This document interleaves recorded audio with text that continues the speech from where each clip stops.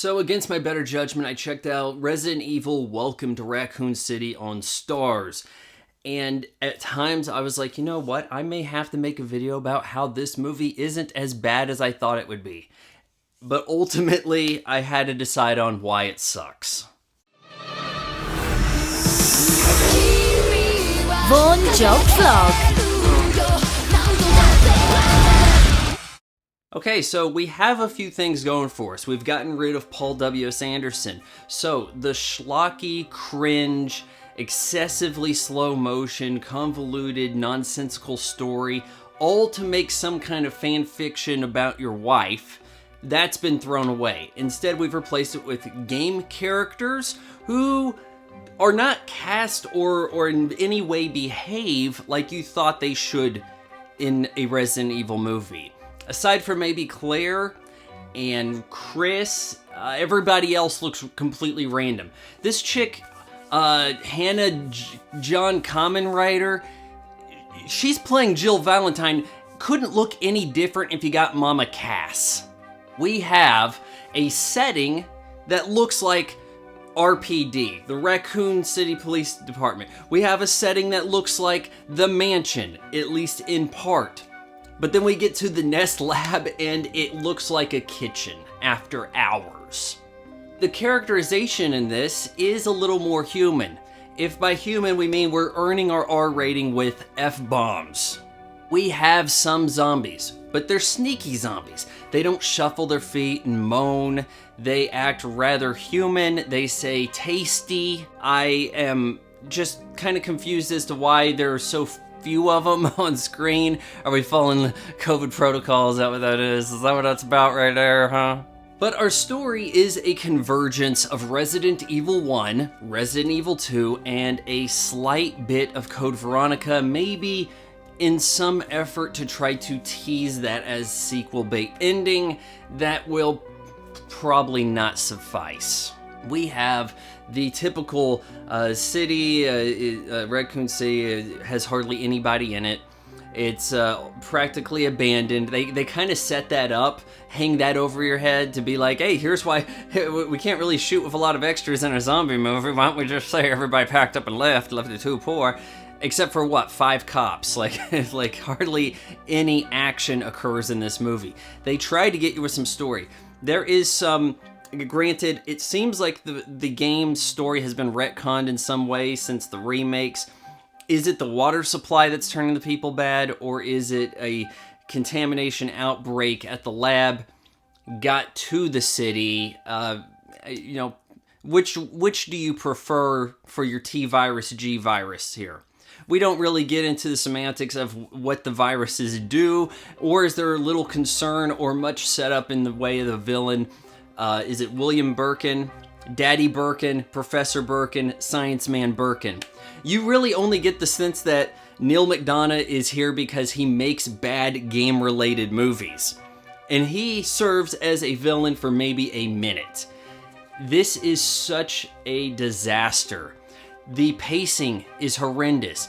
Wesker, if you can even believe this guy looks like Wesker. Yeah, he hit the gym like Thor. But he gets some text that takes place in 1998 saying at 6 a.m. the city's gonna be leveled. How? They don't know, whatever. So then we get this ticking clock, like, oh, there's some sense of urgency, except there isn't. And I think that's why the editor had to go and put in, it's now 2:09. It's now 4 in the morning. Oh no.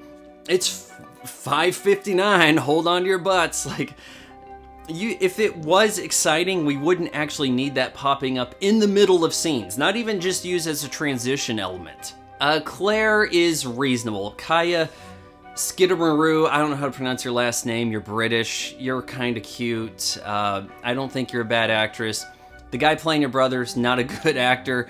Most everybody in this is inconsequential. The CGI effects in this are not necessarily any better than the 2002 Resident Evil film. Helicopter crash looks good until it blows up. Explosions in this movie, fire in this movie look painfully bad. This is a major release from Sony, and by major release I mean it whispered and it was gone in theaters, but there was some inclination they wanted this to make money.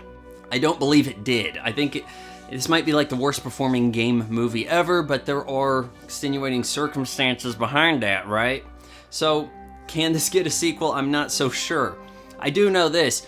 When you have pacing issues to the point that you have a hard time being able to tell who is the main character in your movie, where you're trying to bend 2 or 2.5 games together, you kind of bit off more than you can chew. Especially when there's a lack of action, you got one liquor, things we've seen before. Oh, but now we have Lisa Trevor here.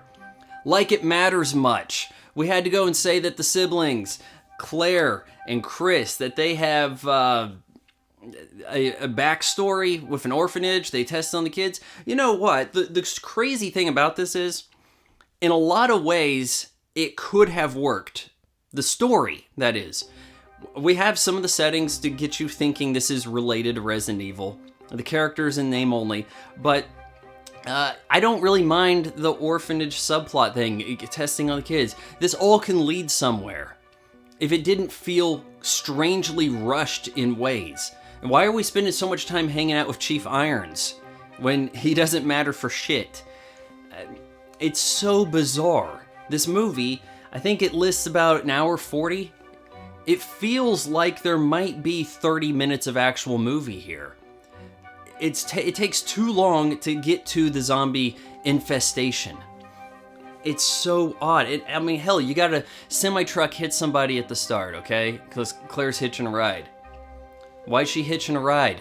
I don't get that. Maybe she should be on a motorcycle. But you can't hit somebody high on the hood of a semi-truck. The chick you hit wasn't 7 feet tall and jumping. Like, what the shit? As bad as this is, I think this Resident Evil Raccoon City sorely needed some kind of action set piece. Because there's not anything. There is the semi-truck flips over, catches fire. There is helicopter crashes, catches fire. Is there anything remotely memorable about any of the action in this? I mean, if you blink and you miss it, you could miss the climactic finale. Like, seriously. Characters just get aboard the train and leave. Oh, but Birkin is there on top, clawing away. And Leon, whose character is tired.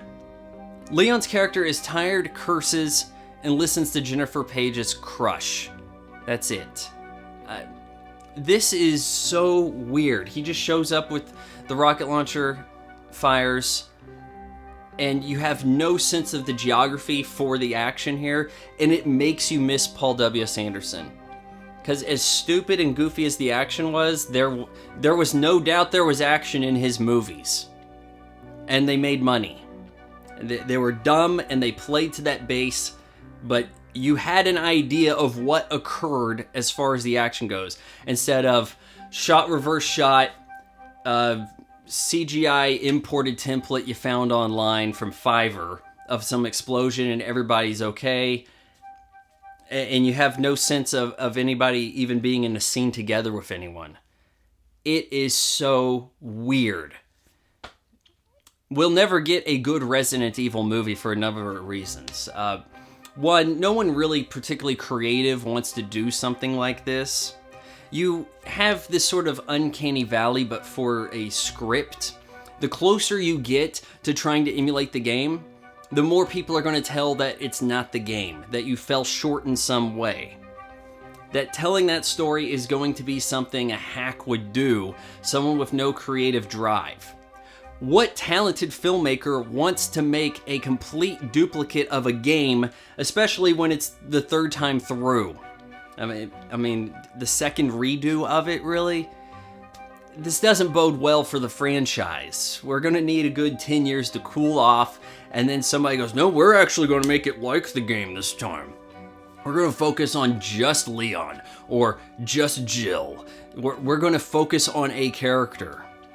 Resident Evil Welcome to Raccoon City, more like Good Riddance Raccoon City. I give it 1.5 out of 4 stars. Stars! Hey, it's Vaughn's mom again, so I just wanted to remind you that instead of buying Vaughn's weird pictures online in various states of undress, you can just bookmark his Amazon affiliate link, and then when you shop Throw It on Amazon, he gets a few pennies here and there.